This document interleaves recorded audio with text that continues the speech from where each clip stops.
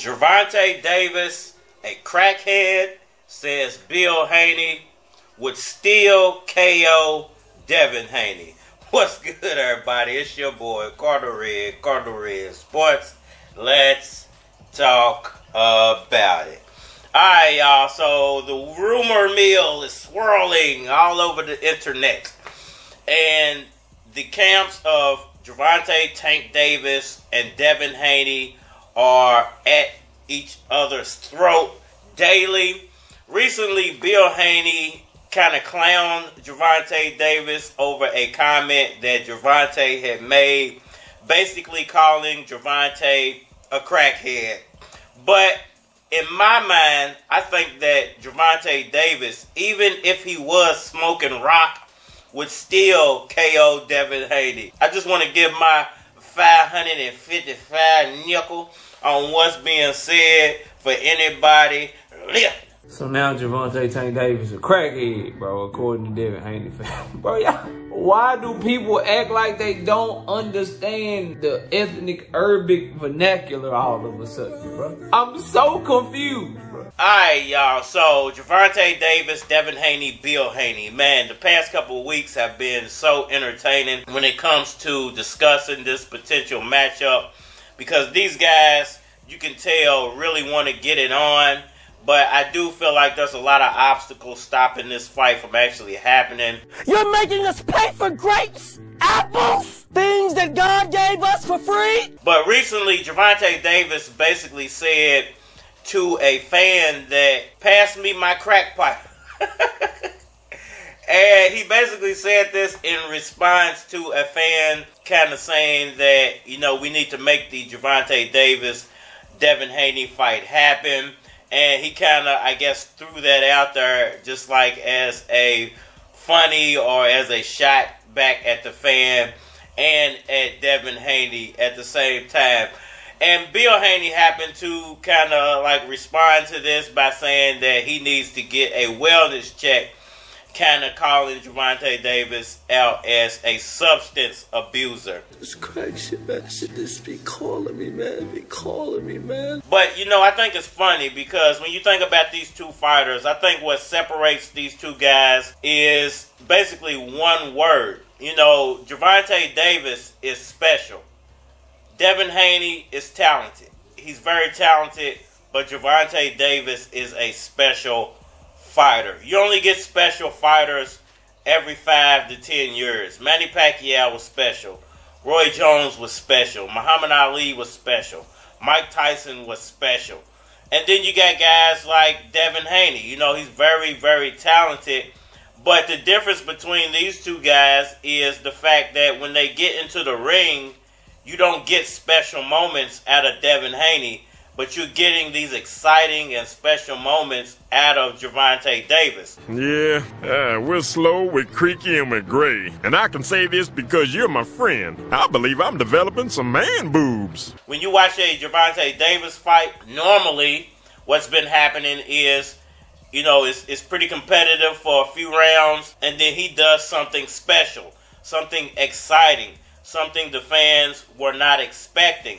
When you get a Devin Haney fight, it's pretty competitive for a couple of rounds, and it kind of like goes flat after that, and Devin Haney just does the same old same. It's not like you're getting a special moment, a unexpected KO, you know, something miraculous happening out of nowhere.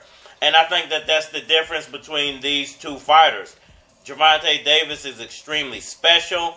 Devin Haney is very talented. What happened next? Will you shut up? Now just for that, I'm going to make you wait 2 minutes and 2 seconds. And if they both got into the ring, even if Gervonta Davis had smoked a pipe full of crack, a pipe full of crack, I think he still would knock Devin Haney through the ropes.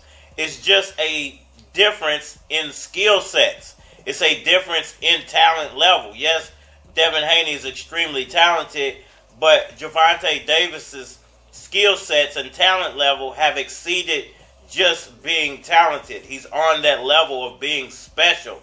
It's like when you put guys in the ring with that young Roy Jones Jr. and they started seeing the way he would chicken dance around the ring, a lot of those guys couldn't mimic that. They couldn't keep up with the pace that he was setting. And I think that is the difference between these two fighters. You put Gervonta Davis in the ring with guys, they can't keep up with his pace. You put Devin Haney in the ring with guys, you get those Vasyl Lomachenko moments to where you go, this guy really is not on Gervonta Davis's level in any way, because he's getting the crap kicked out of him by a tiny little Vasyl Lomachenko, and he actually lost that fight. I'm a bit rusty, but I still speak crack. But he got the nod, so what can we do? You know, at the end of the day, when these two guys actually do get it on, if they actually get it on, because I highly doubt that it's going to happen, because I think that Devin Haney and his team know that they're going to have to pull some type of rabbit out of the hat to beat Gervonta Davis. And as well, with the contract situation, with one side ultimately controlling the fight, I don't think that these two guys are ever going to get it on, because I don't think that they're ever going to have a mutual agreement when it comes to the contracts and the money, unless one guy takes an L first. So even with a pipe full of crack, Gervonta Davis would still put Devin Haney on his back. How do you break into something? Well, enter the business, if that. No, you had it right. I mean, we gotta know where this money going to. Because they don't want you in there. Everybody else wants that job. They're trying to keep you out. I mean, we gotta know where this money going to. So you have to break into the business. How do you break into something? There's a little cunning involved in that. I mean, we gotta know where this money going to. And there's a little violence involved in that. It's aggression involved in breaking into something. So there's passion involved in that. I mean, we gotta know where this money going to. And that passion is what's going to drive you up in there. It's going to happen for you when you actively work in concert with your desires. I mean, we gotta know where this money going to. So you want to be an actor? You don't go to Saudi Arabia. You got to go to LA or New York in the States, and you do your time there. I mean, we gotta know where this money going to. I have no toleration for rivalry whatsoever. Not black eyes and bloody noses for me. It's life or death when I'm in that ring. I mean, we gotta know where this money going to. And that ring is the set and the stage for me. So I'm coming in there to dismantle you. I'm coming in there to take away any falsehood that you have, that you were carrying yourself with. I mean, we gotta know where this money going to. I want to shake that up with truth, and to where you don't even know your lines afterwards, that you're just sitting there. I mean, we gotta know where this money going to. So if you can't come in ready for life or death, you think it's a black eye or bloody nose, you will lose your life in that game. You go in there and you destroy them. I mean, we gotta know where this money going to. And you break into the business however you have to. Y'all let me know what y'all think about all that down in the comment section below. That like button for me. Share, subscribe. Holler at me on all social media platforms. Facebook, Instagram, YouTube, Twitter, but you're more than likely to get a response on the tubes or holler at me over there. If you want to collab or feature a product or your channel or my channel, feel free to hit my Gmail, because it is a flock of cards at gmail.com. And we are Manny. If you're from the field, you know I'm fucking with you. If you're from Kentucky, you know I'm fucking with you. You ain't never heard of me, you wanna get familiar.